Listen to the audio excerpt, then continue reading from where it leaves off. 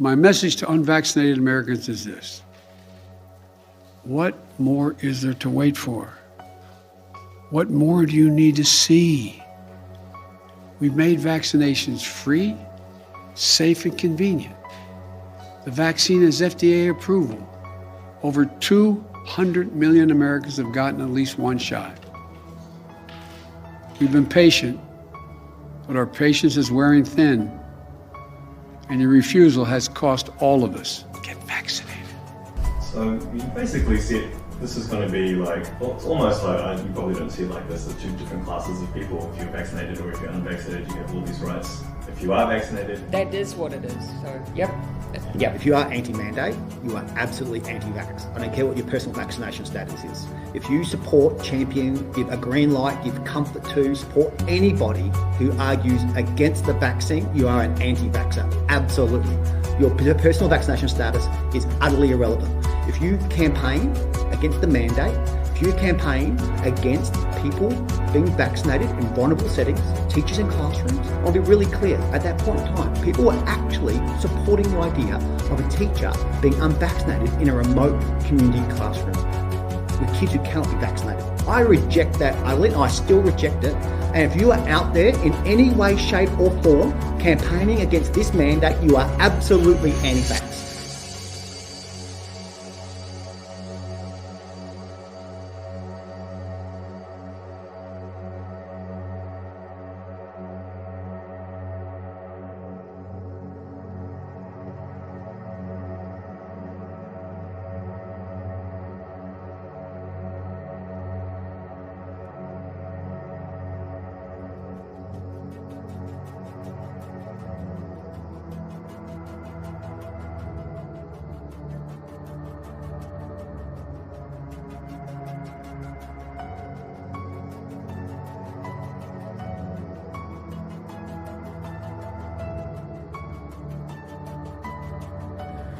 Dear supporters and dear followers, today an Austrian newspaper published the rules the government wants to introduce on the 1st of January already here in Austria.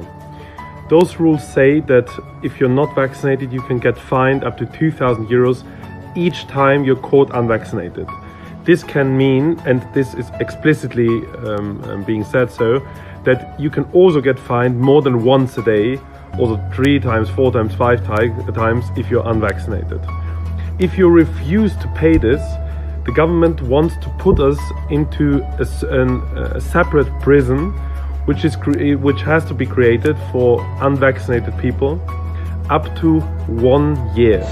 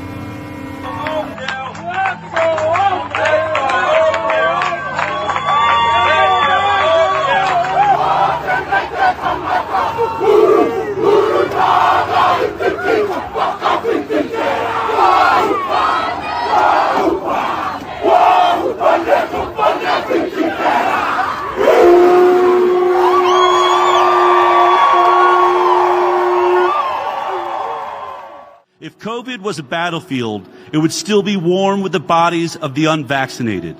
Thankfully, the mandates are letting up and both sides of the war stumble back to the new normal. The unvaccinated are the heroes of the last 2 years, as they allowed us all to have a control group in the great experiment and highlight the shortcomings of COVID vaccines. The unvaccinated carry many battle scars and injuries, as they are the people we tried to mentally break. Yet no one wants to talk about what we did to them and what they forced the science to unveil. We knew that the waning immunity of the fully vaccinated had the same risk profile as others within society as the minority of the unvaccinated, yet we marked them for special persecution. You see, we said that they had not done the right thing for the greater good by handing their bodies and medical autonomy over to the state. Many of the so-called health experts and political leaders in Australia admitted the goal was to make life almost unlivable for the unvaccinated, which was multiplied many times by the collective mob, with the fight taken into workplaces, friendships, and family gatherings. Today, the hard truth is none of it was justified as we took a quick slide from righteousness to absolute cruelty. We might lay the blame on our leaders and health experts for the push, but each individual within society must be held accountable for stepping into the well-laid-out trap. We did this despite knowing full well that principled opposition is priceless when it comes to what goes inside our bodies, and we let ourselves be tricked into believing that going into another ineffective lockdown would be the fault of the unvaccinated and not the fault of the toxic policy of ineffective vaccines. We took pleasure in scapegoating the unvaccinated because after months of engineered lockdowns by political leaders blinded by power, having someone to blame and turn to burn at the stake felt good. We believed we had logic, love, and truth on our side, so it was easy to wish death upon the unvaccinated. Those of us who ridiculed and mocked the non-compliant did it because we were embarrassed by their courage and principles and didn't think the unvaccinated would make it through unbroken. And we turned the holdouts into punching bags. Lambie, Carr, Chant, Andrews, McGowan, Gunner, and the other cast of hundreds in prominent roles, and we here in America, we could add Fauci and the rest of them, and Biden in prominent roles need to be held to account for vilifying the unvaccinated in public and fueling angry social media mobs. The mobs, the masked Nazis, and the vaccine disciples have been embarrassed by betting against the unvaccinated because mandates only had the power we gave them. It was not compliance that ended domination by big pharma companies, Bill Gates and his many organizations, and the World Economic Forum.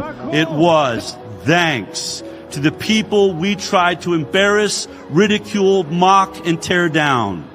We should all try and find some inner gratitude for the unvaccinated as we took the bait by hating them, because their perseverance and courage bought us the time to see we were wrong.